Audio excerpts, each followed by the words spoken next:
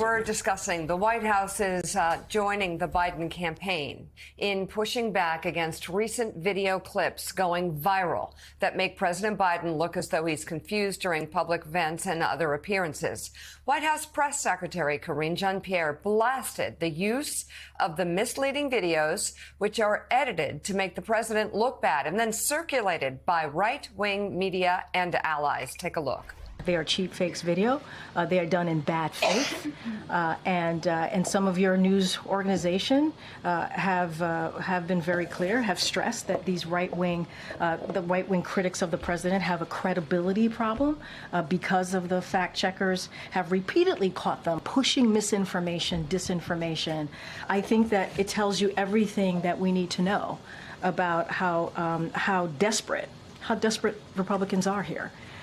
Instead of talking about the president's performance in office, and what I mean by that is his legislative wins, what he's been able to do for the American people across the country, we're seeing these deep fakes, these manipulated videos. And it is, again, done in bad faith. Wow. That's all they've got.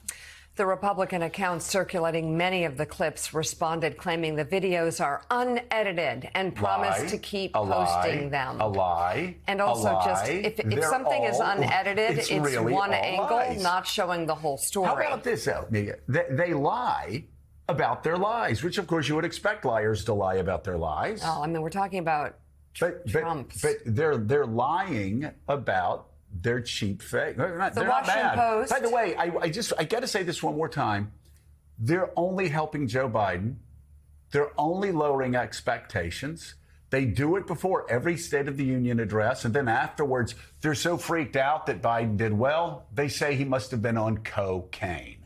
A sort of, 2024 version of, maybe an Eric Clapton song in the background, but they're doing the same thing for the debate. They lower expectations. Yeah. They say he's not cogent, and then he goes out and he does a really good job. And they're like, wait, what happened? The Washington Post has reported about how these cheap fakes were used to attack Biden during his recent trip to Normandy. And we showed you last week the Trump campaign sharing a clip which appeared to show President Biden at the G7 summit wandering off from other world leaders before the Italian prime minister comes over to alert him about a group photo. But when you see the video from a different angle, you see the whole story. After a skydiver landed in front of the president and other leaders, President Biden turns to his left where there are troops. The president appears to say something to them and gives them the thumbs up before he's tapped on the arm by the Italian prime minister. As these cheap fakes continue to circulate, there is growing concern that attempts to fact-check them may not be able to keep up. As one Democratic strategist puts it, quote, the lie is sprinting the 100-meter dash and the fact check is taking a stroll on the beach.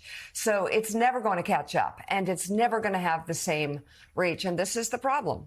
And this is why, the debate, everything about this campaign will make somebody who is in support of democracy and perhaps would even choose Joe Biden over Donald Trump just in support of democracy, never going to have a chance against lies, disinformation, and crazy insults. Never going to have a chance.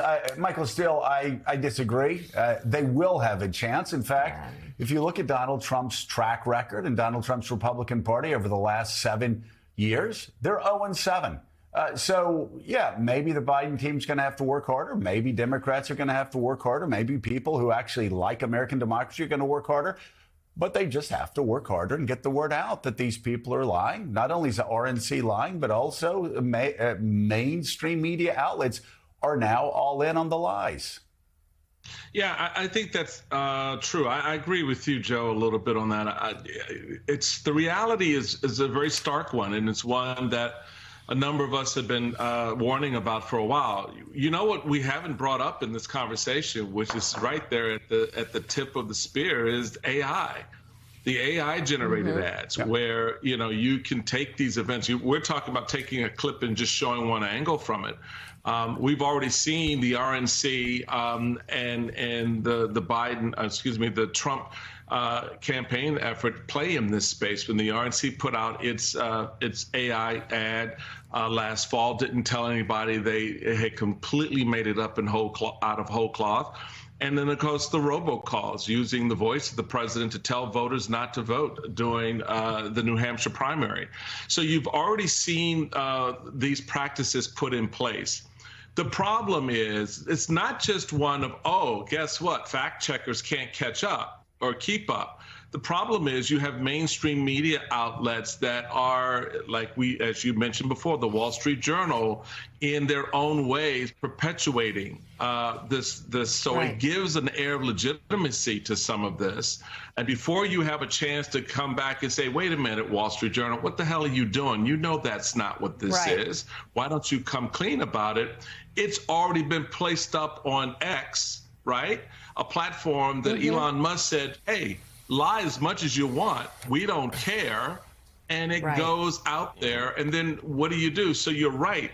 I think in the main, people kind of know some of this, but it's going to get worse, not better, between now and November. And that's going to be the difficult part, particularly for American media that wants to try to play the balls and strikes, but wind up actually, you know, tipping their hand a little bit from time to time.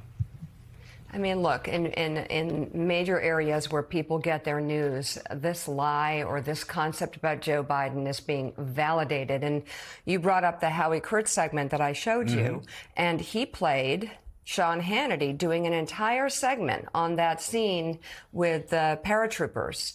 That's a show that has a great deal of influence. A lot of people watch it, they get their information, and they make decisions based on it. They come to conclusions based on it. They do 10 minutes on that. I mean, I know you might think it's funny. I don't think it's funny. I think that you don't think it matters? I think it matters. That's what they do. They have a lot of power, I mean, that's what they do. And a lot of influence, and they don't use responsible judgment or facts or news. Their goals there are different. The goals there are not to share news with people. Should we get a breaking news headline down below? No, I hear you, but I mean, they've been doing I think this is is now reaching a fever pitch. And I guess this is what gets me about Democrats and people who are center left. Like, they're shocked that gambling is going on in the institution instead of figuring out how to shut it down. Hey, I'm not shocked. This is what they do. This is what they've always done. I mean, I don't remember the Wall Street Journal. Am I shocked? I was going to say, am I shocked at the story and a couple of stories that have gotten into the Wall Street Journal, like the day after Andrew Ross Sorkin reports that Donald Trump was just out of his mind and people were laughing at him with a group of CEOs the next morning. You know, you've got the Wall Street Journal going, CEOs love Donald Trump coming out at the meeting. No, it's just not true. So I'm so shocked I'm shocked by so few things in the political realm anymore, or the media realm, that I hate to say it, but I will say, yes, I am shocked that that's happening to the Wall Street Journal, because what I've always done when I have friends that read the Epoch Times, you know, or I have friends that read other websites that are run by, you know, Chinese religious cults or other, you know, are funded by Qatar. What I always do is go, well, listen, you want the news, go to the Wall Street Journal. It's a Murdoch paper, and they've got some of the best reporters anywhere in America and the world. And that's sort of, Sam Stein, that's sort of changing here in this landscape. I've got to also say, when it comes to the New York Post, it's very rich that right-wing Trumpers have been beating their chest in self-righteous indignation for about 3.5 years now, going, how could you have ever doubted the New York Post and the Hunter Biden laptop story? How could that have even gone through your mind? Gone through your mind that maybe something being planted in the New York Post may have been misinformation, when they're showing us exactly why reasonable people would believe anything dumped at the end of a campaign that favors Donald Trump is just out and out misinformation. Look at the parachuting story and everything else the New York Post is doing right now. Yeah, I totally agree with that. If you're going to run deceptive videos, the risk you run as an institution is that people won't believe you when you get legitimate stuff, right? That's the flip side. I will say there's something that Jonathan said earlier in this program that I think it's worth stressing for the viewers, and I think it was underscored by the quote you read from Eric Schultz, which is this is a two-tiered system. One is that these videos get put out at a remarkable speed, and the second is that people who are interested in sort of the factual underpinnings of the videos, or lack thereof, I should say, frantically try to keep up. And Jonathan knows this very well, but our internal Slack channels at Politico regularly do feature these videos being put in there with the question, where is the full clip? Like, what is the context of this clip? Yeah. And journalists across the country are being forced into this posture. Imagine how much time and resources you waste trying to track down the validity of the actual video, just to make sure whether it's in context or not. Sometimes it is, but often it isn't. Yeah. That's just the current state of journalism, right? It's like you have to spend a lot of time sussing out whether these videos are real or not. And I fear that this is going to be just the future because, like Michael Steele said, the technology is just going to get more and more efficient at making these videos look more and more real when they're really not. Well, that's not it. You're absolutely right, Sam. I agree with everything you said, except it's not wasted time for news organizations to check this stuff out, because that's what we have to do. We have to interrogate every purported fact and see if it's real or not. What has really struck me about the parachute video, I'm not any sort of believer in conspiracies, but I do believe in coordination. And boy, this parachute thing was so coordinated. I